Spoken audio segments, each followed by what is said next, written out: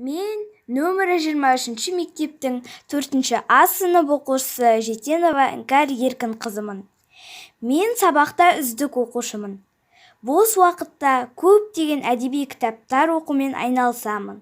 Оның ішінде Абай Құнанбаевтың өлеңдерін, қара сөздерін және Мұқағали Мақатаевтың поэзияларын оқуға әуеспін. Абай Құнанбаев өлең сөздің патшасы, сөз сарасы. Өлең сөздің патшасы, сөз сарасы, қиыннан қиыстырар ер данасы.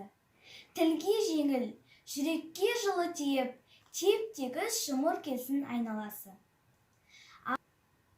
Абайдың бірінші қара сөзі. Бұл жасқа келгенше жақсы өткіздік пе, жаман өткіздік пе, әйтеуір бірталай өмірімізді өткіздік. Алыстық, жұлыстық, айтыстық, тартыстық. Мұқағали Мақатаев, шеше сен бақыттысың. Шеше, сен бақыттысың жыламағын, жай түсіп жатқанда да құламадың. Тәңіріңнен мен едім ғой сұрағаның, сондықтан жыламағын.